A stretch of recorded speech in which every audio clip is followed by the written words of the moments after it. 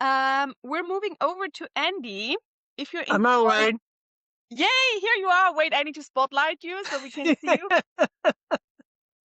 Let me I'm not I I spotlight you. I'm not worried. I was having fun listening to Amelia.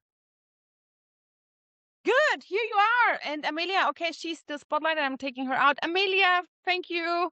I'm gonna unspotlight Amelia. I feel like, yo, here we go. Okay, cool. Awesome. Andy, welcome.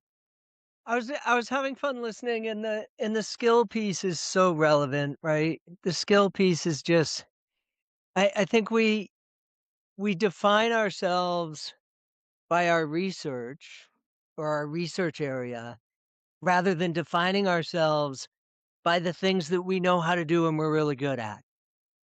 And Yeah. when you start thinking about the research area and the research interest not as the end goal, but as the medium through which you build kick-ass awesome skills that have that are needed all over the world in all kinds of different ways, then everything changes. Yeah, 100%. When you realize how the skills you've built are applicable in different areas, different sectors outside of academia, different roles, it's a game changer. It's an absolute game changer. And that's why I love these success stories, because you need to hear and see how other real people have made that transition and that it's possible. I think it's extremely powerful. That's why I wanted to dedicate one day to these success stories, because you want to see other people who have been in your shoes, right? And they came out on the other Absolutely. side. Yeah, it's extremely powerful. But yeah, Andy, thank you so much for being here, You're welcome. um, and sharing your story, because now we're this is you have a bit of an interesting story, because you're kind of like still with one foot in and with one foot out of academia. So do you want to kick us off a I little couldn't bit? I couldn't decide. Yeah, exactly. And you don't have to, right? I I think that's wanted the the nice best of thing both too. worlds. Yeah, exactly. You can, and I think that's why I love having you, because I know a lot of people just like you. They are in with one foot, they're out with one foot. I know a lot of people who have built portfolio careers. They're still doing science, but they're also doing other exciting things. So it's also not a either or decision. And I think you're such a great example of how one can actually, decide to do something else and still have a foot within academia. It's And it's a funny yeah. story because I think I started the opposite way lots of people start. I think lots of people start their PhD thinking they're gonna go into academia and then realize that, the academia world is pretty small and and pivot out of academia. I actually had no intention of ever going into academia when I started my PhD. None at all. And I was always in schools, but I was in grade schools. I was working in grade 9 through 12 schools. So not even university high schools, right? And then I finished up in academia and I was like, "Oh, this place is pretty cool. Maybe I'll stick around." And I ended up sticking around, but on my own terms. And really that's rather than moving into the traditional academic tenure track space, um, I forged out on my own and worked, work both within and beyond academia simultaneously. And get to still I work with tons of PhDs and postdocs. Probably 75% of the work I do is with PhDs and postdocs, even though the people who hire me to do that work are often supervisors, institute directors, career professional development people within academia, um, people who are running events like the alumni office or again like institutes who are running public public facing outreach events, and they want the speakers to be awesome. Like they want people to, like, they have this event, they're bringing all these people together. They know the research is great. They want the presentation about the research to be great. So that's what I help people do. I help people turn their research into a great story and a great presentation, whether that's in conferences or for their defense, or a policy pitch, or sometimes I'm working with a group of professors right now, mainly professors, some postdocs, who are all doing research-based startups. And it's interesting, right? Because you get a professor who's been in the front of the room the entire life, teaching Mhm. classes, going to conferences, doing keynotes, and they're terrified because now they have to stand up in front of a bunch of peers and do a research-based startup pitch, and they have no idea how to do it. And Mhm. they just and but it's all that old anxiety, right, that we all get when we're presenting, and that old anxiety comes flooding back, because they're in a novel space that they're not sure how it works, and they have to figure it out. Anyways, not this is diving more deeply into my work. We should talk more about the trajectory, I think. We can absolutely do this. What I'm curious about, Andy, because people in the room, they don't know you. What did you do your PhD in? And more importantly, you said you didn't want to stay in academia. How did you carve out the path that you're currently walking on? Because I think it's not something most people would think about, becoming a coach to help. I mean, I think it's absolutely needed. We all know, PhDs struggle with presentation skills, I would say so. So what you do is amazing. But how did you come up with this? Because it doesn't seem like, no one has a job ad out, become a presentation coach for PhDs. Yeah, there are lots of business presentation coaches, right? Like Yeah. if you go into if you end up in the executive world, there are a lot of executive presentation coaches because it makes a huge difference in your career. So as soon as you get started getting to a middle upper level executive role, you're either already really good at presenting or your company will tell you to go hire a presentation coach or they'll hire one for you because it's a skill you eventually have to develop. Um, so how did I get involved? I finished my PhD and there were a couple of things that dead ended for me. The biggest one was being married to someone who wanted to stay in Montreal and was a bit of an introvert and didn't wanna have a public the school life, the spouse of someone in a school life is a little bit of a public life. Um, and she didn't want that. Like, I was on track to be ahead of school. Um, and so that door kinda closed, and then being in Montreal, right? French is not my first language. I'm not gonna coach writing or speaking in French. I get by ordering a cafe, and that's about the limit of it.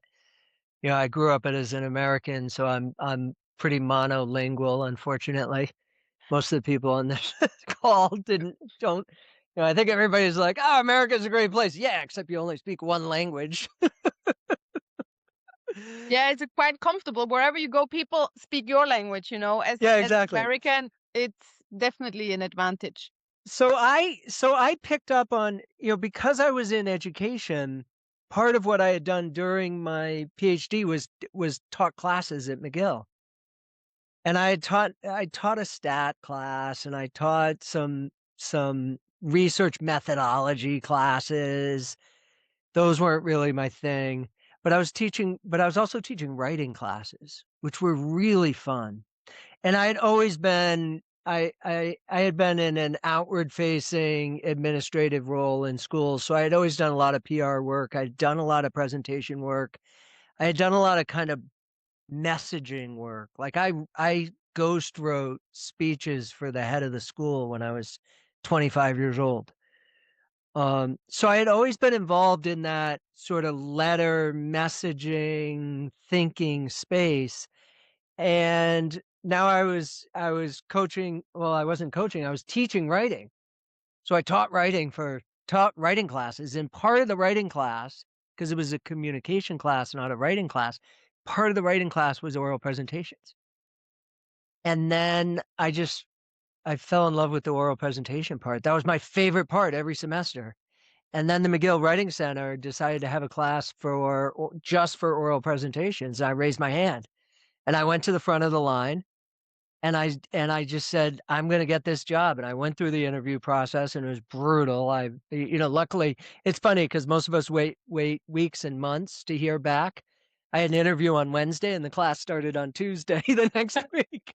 So I was like, "We'll tell you by Friday," and I got the phone call, and it started. And I think for me, so I've written I have 5 keys I wanted to go over. I see we have about 15 minutes. We did one of them, which is how do you find your business? So I have this under 5 keys to finding your business, which is different than 5 keys to having someone else hire you, right? This is finding your own Yeah. business. And one of the keys is finding the intersection between something you're good at and like doing and something people value, something else, something that other people also think you're good at doing. Right? So I would all the time people always ask me to help me with their presentations when I was doing my PhD. Like, I was like, "Oh, go get Andy to help you with your presentation," and I was always having fun kinda tooling around in PowerPoint. I played around with Prezi when Prezi was a thing, and I always love that component of, like, how do we talk about what we're doing? I've always loved thinking about how we talk about what we're doing, and other people saw me and you're in these grad group meetings, right? And I was always the person that was like, can't figure out how to express this. Like, oh, go talk to Andy. Like, Andy, why is he? Oh, just go talk to him. He'll help you. So pay attention. Pay attention to what other people ask you about. And so that's one of the 5 keys. Um, the next one, and maybe I'll just go should I just go through them? You go through them, but I go through them, Andy, but I just wanna say I really love the first key because paying attention to when you're in a flow state or also what people come to you for, right? You're naturally good at something because I also believe if you follow something, what you're naturally good at, you will naturally excel. So that's just an addition. Key number 2. Yeah, but it's gotta be that intersection. It Mm. drives me nuts when everybody says, "Oh, go pursue your passion." Well, not if no one's willing to pay you for it, Yeah. right? And Yeah. not if other people don't see value in it, then you're just gonna that's how you end up being a bartender. No Yeah. offense to people who are bartending right now to make ends meet. It's a great way to make ends meet, but it's not why you got a PhD, Mm. right? Yeah. Um, so then the second key is just get really, really, really, really, really good at it. Like, so this thing that, I thought I was like, people valued my ability to do that and I liked doing it.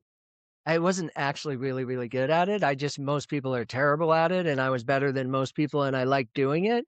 But there's a difference between like, oh, yeah, amongst the PhD, amongst my peer group, I'm better than other people and getting really, really good at it. Because there are a bunch of people, like, no matter what you choose, there are a bunch of professionals in that area who have been doing it for 10, 20, 30, 40 years, and they've forgotten more than you know yet. And you gotta put in the reps, and you gotta put in the time, and you gotta get really, really good at it. Another key is to go public with it. And, for me, I'll tell you 2 quick stories. One was once I had gotten better at doing this, I was teaching this class, and I knew I wanted to do it outside of the class. I was at a, wine and cheese at the end of the semester, and there was a guy there who was running grad services. And I walked up to him and I introduced him to him, and it's pretty funny. I just said, "Hi, I'm Andy. I think you should hire me to give workshops and presenting workshops for people." And he's like, "Who are you? What are you doing?" Like, literally, it was as bold as you could, like, and I don't actually recommend that as a strategy. I did it with a laugh. Like, I did it as a comedy bit almost, and he laughed. He's like, oh, okay." And then we had, like, a 20-minute chat. We didn't even talk that much about presenting and stuff. I didn't hear from him, and I had done this with some different people in the university. Like, I was telling a lot of people this, right? 13 months later, total radio silence for 13 months later. 13 months later, I got an email from him saying, "I have a project I want you to do on the West Island with a group of researchers this summer."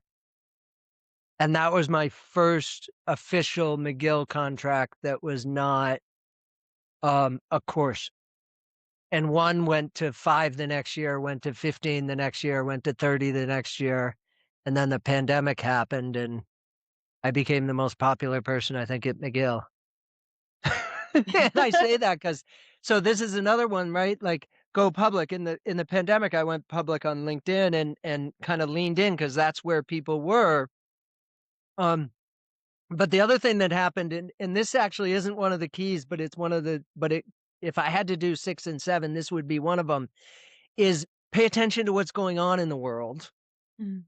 and go there. Like, go to where people are. And people were online, and I got online, and I did a bunch of stuff about presenting more effectively online that was different than what people were saying. The, like, "We're researchers, we don't believe in a lot of animation and slides, and we think things should be pretty simple," and yeah, but when the slide, like, when 90% of people's screen is a slide, you better make the slide dynamic. Mm. So, like, the beginning of me thinking about slides as a video feed rather than a static 1, 2, 3 was being online and realizing if you wanna keep people if you wanna keep people engaged online, you can't be spending a lot of time with static slides. And if everybody goes, "Oops," yeah, oops. If you're doing a lot of online presentations, you shouldn't be doing a lot of static slides. And if your supervisor says, "But we don't animate slides," you say, "Okay, when your supervisor's in the room, don't animate them because 'cause they're in charge. But as soon as they're not in the room, animate the heck out of them." And you have to learn how to do it professionally. Um, but your slides need to be active. Notice I'm not even using slides, right? I'll give you the 5 slides at the end. Number so 4 is public, and 3 things about being public. One is, share content that has value. Like, you can't hide your content that has value. You have to share your content that has value. Like, look at what Elaine is doing this week, right? She's set this entire, like, she's given away more value this week than most people do in decades. And she hasn't done it personally, but she set it all up so it could happen, right? Like, no one's being charged for this. Nobody's making money on this. People are just volunteering and giving it, and that's what you need to do now if you want to um, build a private enterprise. There are 2 other things though that you need to do. One is asks, which is what I was talking about a moment ago. You have to ask people for things that you want. Like, I want to teach that class, or I want to coach this, or I want to be invited to this, or I want to. You have to be willing to ask for things, which is one of the things you have to do in the networking space, right? If you sign up and you do some work with Alma Me, they'll get you asking for things, because that's how you get yourself out there. And then the third piece is evidence. And this is a big one for somebody who's starting their own business. You have to provide evidence that what you do works, right? You have to have other people willing to talk about what you've done and how you've helped them, and testimonials. And it's not about how smart you are. It's not about your process. It's about the outcome. It's about the things that people get from working with you. And that's the evidence piece. Okay, I want to make sure we have time for questions. 4 and 5. 4 is invest both in your business. So, like, you're gonna make some money, and then you're gonna turn around and you're gonna put it back into your business, and it's gonna go away. And you're gonna stay broke for a while because you have to both keep investing in it. But you also have to invest in yourself. You have to realize that if you're doing a solo or an entrepreneurial business with only a couple of people, like the people are the business, and your ability to communicate, your ability to code, your ability to use AI efficiently, your whatever those things are that you need to level up. Leveling up your own skill set is has an infinite return forever. And frankly, even if you're not going into your business for yourself, invest in yourself. Like just keep investing in yourself over and over and over and over again. It's the biggest return you'll ever get. And then the last one is find the balance. This one's for you, Elena. We were talking about this one the other day. Otherwise you're going to burn out, and no one wins when you burn out. So I sent that to you, Elena. I don't know if you can pop it in the chat. Can I pop a comment in it? You can write in the chat. I mean, you're in full control, Andy, if you want to pop something Can in I there. upload in the chat? Yeah, you can. You I'm can gonna either have to send, yeah, you figure out can send it to me. You how. can directly upload it in a chat. I can't Whatever. figure out how. I'm gonna share it on a screen, and everybody can screenshot it. All right, questions. Okay, Andy, let's ask one question. Since you're the expert in presenting, I mean, we obviously we can't summarize whatever you need to do to get good in presenting in 3 minutes, but what are like the work that you do with a lot of PhDs and researchers? What are some common things that you see? And what is something that someone could do to kind of like immediately improve becoming a better presenter? Like in a second, in an instance. So two things. One, stop presenting like you write, and start presenting like people read. So if you think about a journal article for a moment, it's a filing cabinet, right? Methodology, results, background, methodology, results, discussion. When I read it, I go to the results or go to the discussion. I might check out the methodology after I see if the results, like I'm data mining, right? That's how you Mm, should be presenting. You shouldn't be presenting in the order that that it was you shouldn't be presenting in the order that it's organized so that people can find what they want. You should be presenting what people want. And you have to make that decision, and you make different decisions for different audiences. The other thing to realize is that this, especially if you're in a STEM space and you kind of have this neutral, objective, professional, like I just want to be a neutral, objective, professional, authoritative sounding, boring as heck, can't listen to, monotone, no one's going to remember you person. Why would you want to be that person? mm, Like so the thing we have in our head of what we're trying to do is the wrong, like both of those things are just objectively wrong. Like it's the wrong order, and it's the wrong tone and style.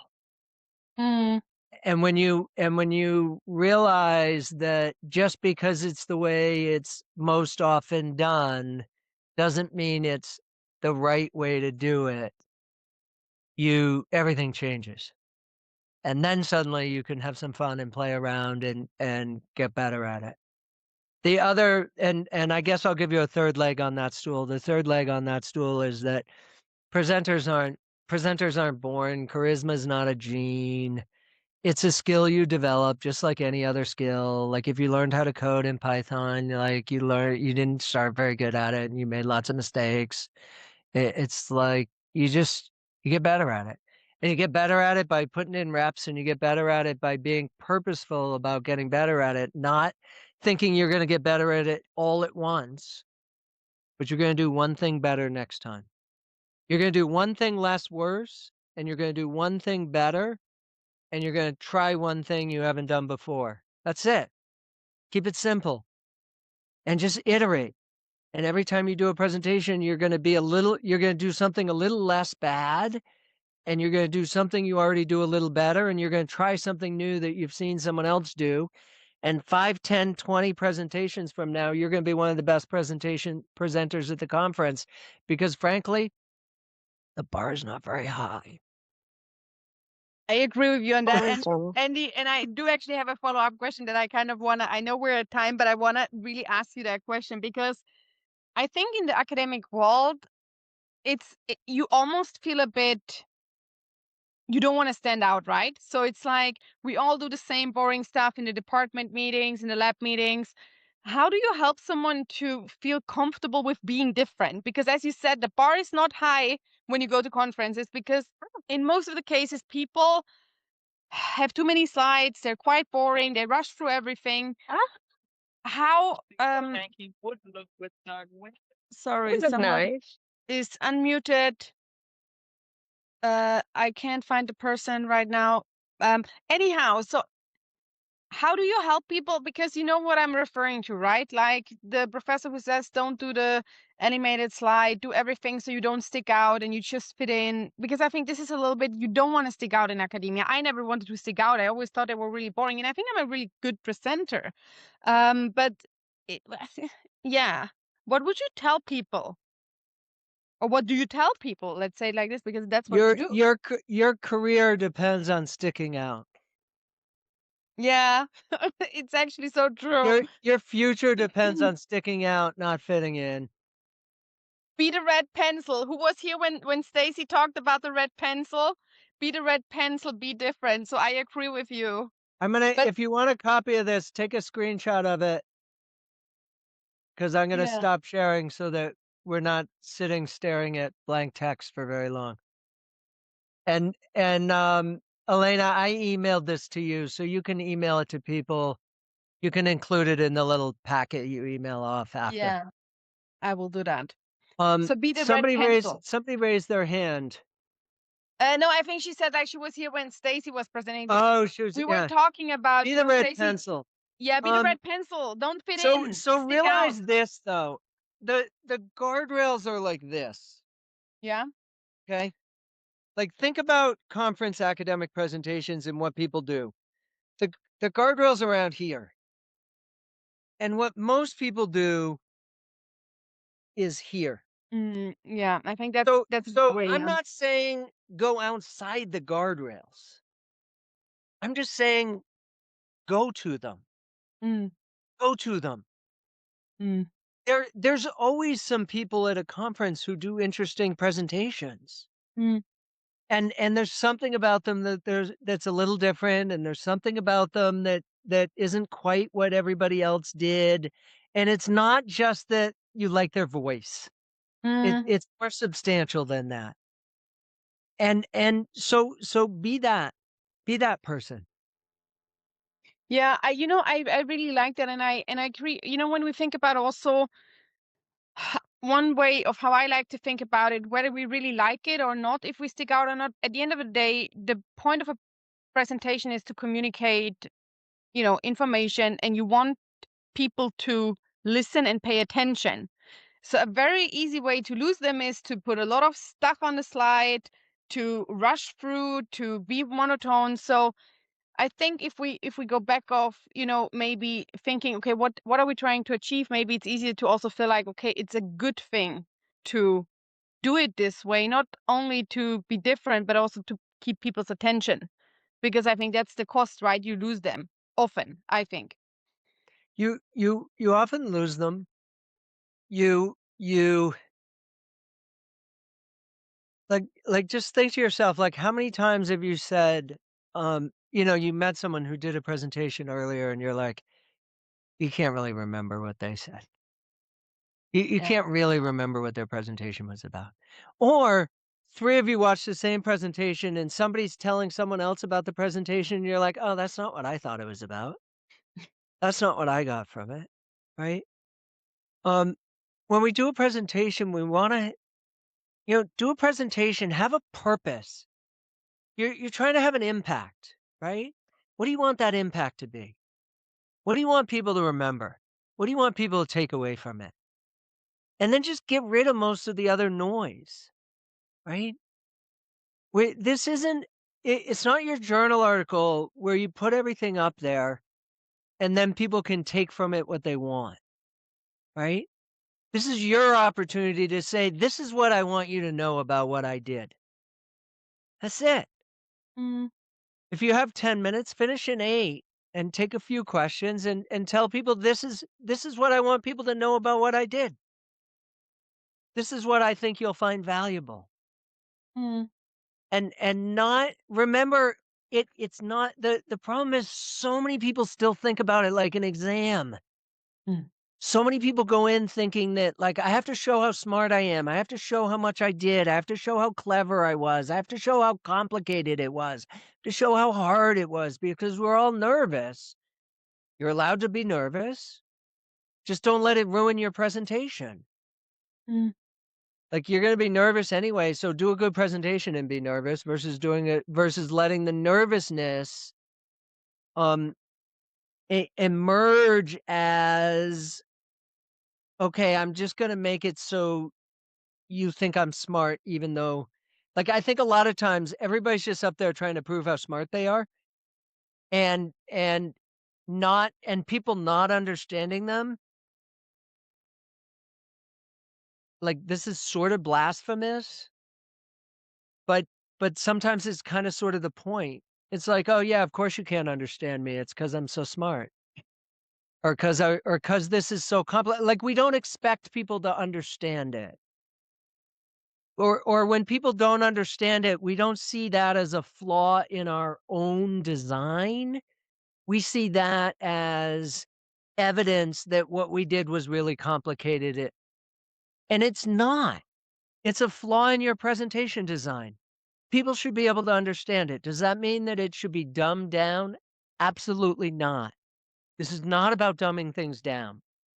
It's not about not making it rigorous, but it's about making it accessible and it's about making it clear. And it's about not trying to do too much. And it's frankly the same thing you have to do on your resume and in your cover letter and in your job application and in your interviews. You have to stop trying to prove to, you have to you can't go into an interview trying to show how smart you are. You have to go into an interview with 2, 3, 4 things that you think are going to provide more value to the company than they're going to pay you for. And the value proposition is a good one on their end, but it's not a complicated one. And I you love just that. Oh, go sorry. ahead. Sorry. No, go ahead, Andy. I'm away on a rant. No, no, no, no, no, no, no, no. No, no, no, sorry. Like, I didn't mean to interrupt. We're just a little bit over time, so I kind of wanna just Yeah, let's wrap it up. wrap it up. But I wanna just say, I think it was just a perfect, spot to end it because you kind of, like, just echoed everything everyone said the last 4 days. It's about clarity and accessibility. It's not about dumbing things down, but when you communicate, things need to be accessible. Whether you do this in a resume, whether you do this in a presentation, whether you do this in an interview, whether you do this in normal life, right? So it's all about making information accessible to another audience. And of course, it depends who sits on the other side, right? If you talk to your peers in your lab, they may understand all the jargon that you put in. If you talk to your grandma, you want to adjust. So yeah, and I just love that ending because it's something we hear throughout the careers week, and I think this is probably these are the things that I uh, take for me as words is clarity, accessibility, and just being because that's really what gets you hired. It's what, yeah, And it works, and it's what's gonna get you promoted. yeah, yeah, because The people can people actually who can understand. Yeah, leadership and communication, mm, yeah, and they're actually twins. yeah, yeah, 100%. Good, Andy. With this, I want to say thank you so much for coming, not only sharing your story, sharing some presentation tips, but also how one could successfully, become an entrepreneur. What are some steps that you took? And yeah, I would say connect with Andy on LinkedIn. Andy is very active on LinkedIn. He posts about, all sorts of stuff around presentation, so you can learn a lot. Yeah, and also expand your network. And I'm sure if you have some follow-up questions, you could drop him a message on LinkedIn too. And of course, I will include his LinkedIn also in the follow-up email. There's 3 places where I'm active now. One's LinkedIn, one's a website that I'm building that's starting to have a more active blog and has a digital course on presenting. And then the third one, which is new in 2026, is YouTube. So if Just anybody like if me. anybody had Awesome. value if anybody found value in this today, go subscribe to my YouTube because I'm in the infancy. I'm in that, like, Yeah. "Is there anybody out there?" Yeah, but I know what you're talking about. I also started our YouTube, and it's really like having on LinkedIn like 140,000 followers, looking at YouTube thinking 300. Please, guys, I follow know. us on Come YouTube. join us on LinkedIn, make us feel better. Yeah, exactly, I exactly. mean, on Please. YouTube. Yeah, no, It's but the same way. YouTube, like LinkedIn 50,000, YouTube 300. yeah, yeah, but it's like I think what I've learned in the LinkedIn game, it's about showing up consistently, and I have to say I struggle so far a little bit with the video format. So yeah, but yeah, it's a different beast recording versus writing for me personally. It requires a lot of editing and all that, so it's just it's a different kind of. What a great week. Can we, before everybody goes, can we have a round of applause for Alma Me and Elena and like But I actually think we what a should give applause. fantastic week. No, no, no, no, no. You just have to accept it. You just have to accept it sometimes. I know, Andy, but I think of myself and Almami as the facilitator because who really made this week happen is everyone who decided to donate their time to be here. So it's a common effort. And as we always talk, Andy and I, we love to talk about it. If you want to move the needle in such important topics, you have to do it together. No one is going to do it alone. So I'm so grateful for everyone who contributes to this week because I really, truly believe this is how we can make an impact for the next generation of PhDs. And also hopefully start this discussion about these important topics on a bigger scale, which yeah is a common effort, definitely. Grateful to be part of it. Thank you so much. And everyone here, if you're interested tomorrow, we actually have a really interesting panel on from PhDs who have made the transition very recently. We talk about culture and mindset, and I'm going to wrap up the week with some tips and tricks that I think you can take, actions you can take basically from tomorrow onwards to implement everything you've learned and be successful in your transition. And with Good this, luck to guys, everybody. have a good day, night, wherever you are located in the world. Thank you. Bye bye.